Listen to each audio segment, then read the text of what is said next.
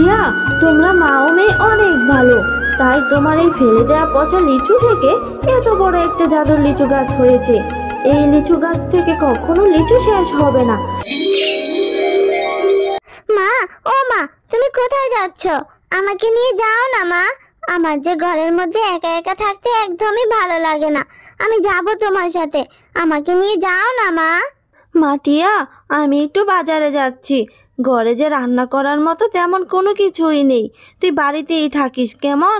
আমি যাব আর আসবো, আর আসার সময় তোর জন্য একটা চকলেট নিয়ে আসবো। আমাকে কিছু কিনে দিতে হবে না মা। আমি শুধু তোমার সাথেই যাব। ঘরে বসে থাকতে আমার আর ভালো লাগে না। তোমার সাথে গেলে আমার একটু ঘোরাও হয়ে যাবে। এমনিও তুমি আমাকে কোথাও ঘুরতেও নিয়ে যাও না। তোমার সাথে নিয়ে যাও না মা। ও মা, নিয়ে যাও না। মারে, বাহিরে তো অনেক রোদ পড়েছে। এই রোদের মধ্যে বাহিরে গিয়ে তুই কি করবি বল? তার চেয়ে ভালো তুই ঘরের মধ্যেই থাক মা। তাছাড়া আমার হাতেও তেমন বেশি টাকা নেই যে তুই দোকানে গিয়ে কিছু চেয়ে বসলে কিনে দিব। তারপর শেফালি শিয়ালিনী টিয়াকে নিয়ে বাজারে চলে যায়। শেফালি যখন বাজার করতে ব্যস্ত ছিল, টিয়া তখন পাশের দোকানের লিচুগুলোর দিকে ডেব ডেব করে তাকিয়েছিল আর মাকে বলে, মা, ও মা, দেখো না, বাঘ মামা ওইদিকে লিচু বিক্রি করছে। কত সুন্দর লাল লাল পাকা পাকা লিচু। কত সুন্দর সুগন্ধ বের হচ্ছে। মা, ও মা, আমার যে লিচুর সুগন্ধে খুব লিচু খেতে মন চাইছে। আমাকে লিচু কিনে দাও না মা।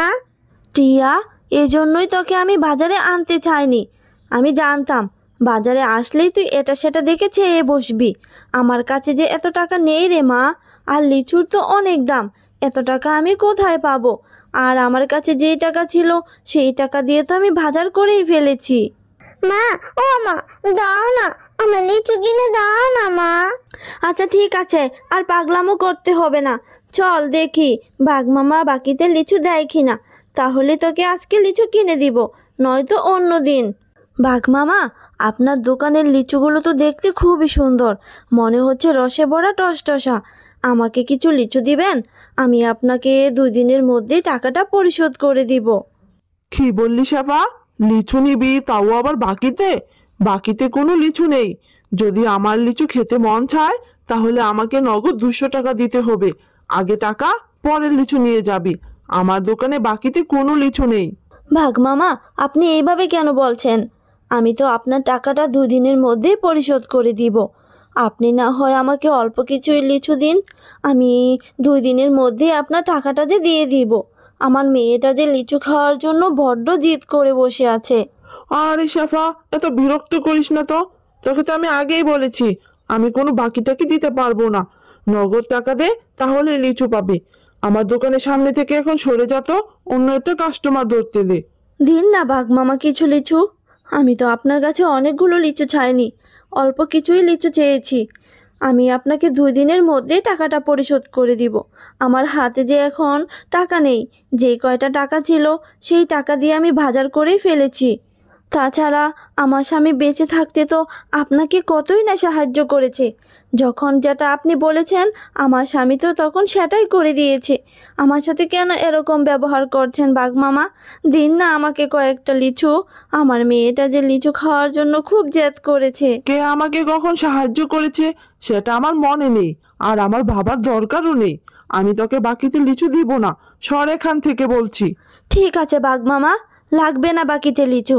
আমার যখন টাকা হয় আমি তখনই আমার মেয়েকে লিচু কিনে দিব। লাগবে না আমার লিচু।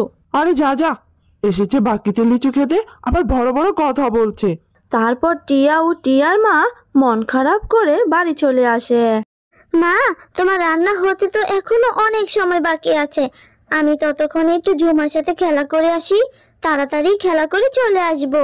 টিয়া, তুই না একটু আগে বললি তোর ভীষণ খিদে পেয়েছে? এত খিদে নিয়ে তুই কি করে খেলবি রে মা?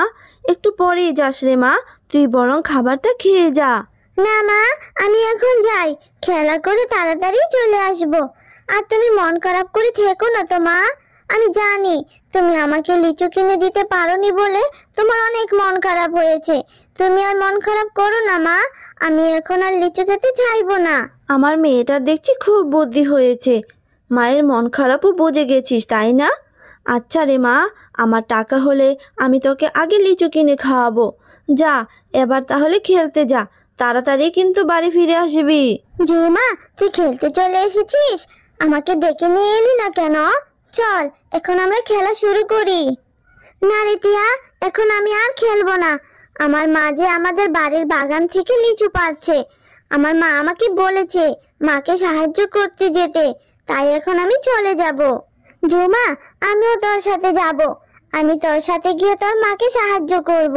তাহলে যদি কাকিমা আমাকে একটা লিচু দেয়, আমি তাহলে লিচু খেতে পারবো। টিয়া, তুই তাহলে আমার সাথে যাবি? তাহলে চল, আমি মাকে বলে তোকে লিচু খেতে দিব।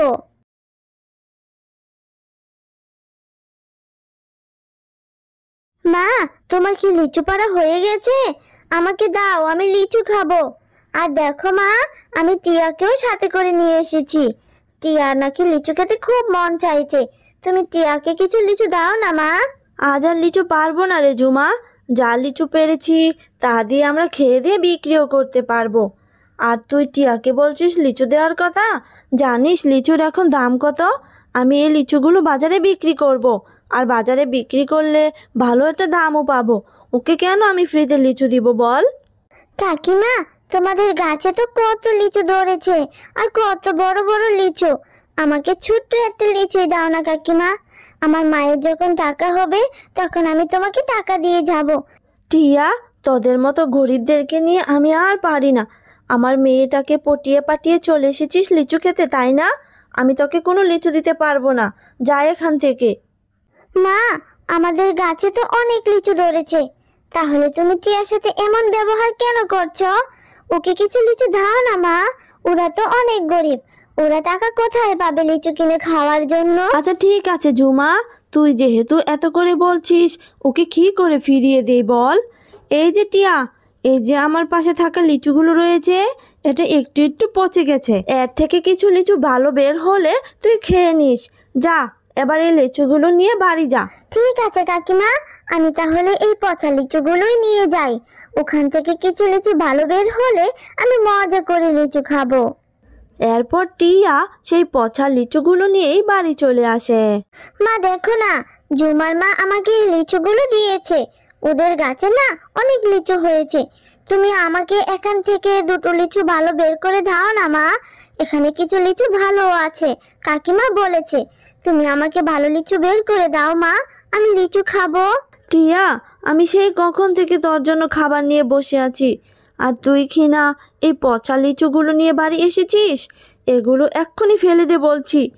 মা, এখানে সবগুলো লিচু তো আর নষ্ট না, কিছু লিচু তো ভালো পাওয়া যাবে।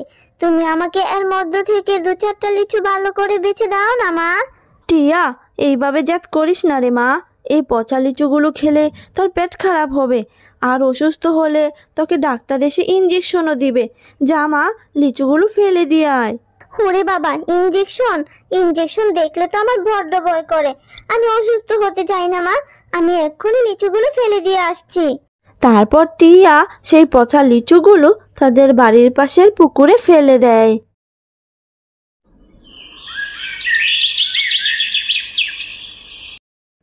আরে আরে, এই পুকুরে এত বড় একটা লিচু গাছ কোথা থেকে এলো? মা, ও মা, এইদিকে আসো না, দেখে যাও আমাদের পুকুরে কত বড় একটা লিচু গাছ হয়েছে। হ্যাঁ রে টিয়া, এটি কি করে হলো? আমি তো কিছুই বুঝতে পারছি না। মা, আমার মনে হয় কালকে যে আমি পচা লিচুগুলো ফেলে দিয়েছিলাম, সেখান থেকে হয়তো এত বড় লিচু গাছটা হয়েছে। টিয়া, তোমরা মা ও মেয়ে অনেক ভালো, তাই তোমার এই ফেলে দেওয়া পচা লিচু থেকে এত বড় একটা জাদুর লিচু গাছ হয়েছে। এই লিচু গাছ থেকে কখনো লিচু শেষ হবে না। তোমরা তোমাদের ইচ্ছে মতো এই লিচুগুলো পেরে খেতে পারবে, আর এই লিচুগুলো খেতে ভীষণ মিষ্টি, আর এগুলো তোমরা বিক্রিও করতে পারবে। আরে, এটা তো দেখছি জাদুর লিচু গাছ। তোমাকে অনেক ধন্যবাদ জাদুর লিচু গাছ। আমার মেয়েটার ইচ্ছা তাহলে আবার পূরণ হলো। আমি তো আজ অনেক খুশি। হ্যাঁ মা, এই জাদুর লিচুর গাছটা তো দেখছি কথাও বলতে পারে। এই জাদুর লিচুর গাছটা তো অনেক ভালো। এখন থেকে তোমাকে আর কষ্ট করতে হবে না মা। এই লিচুগুলো তুমি বাজারে বিক্রি করতে পারবে, আর আমিও অনেক লিচু খেতে পারবো। হ্যালো বন্ধুরা, গল্পটি ভালো লেগে থাকলে চ্যানেলটি সাবস্ক্রাইব করে দিও। আর পাশে থাকা বেল আইকনে প্রেস করে আমার পাশেই থেকো। ধন্যবাদ সবাইকে।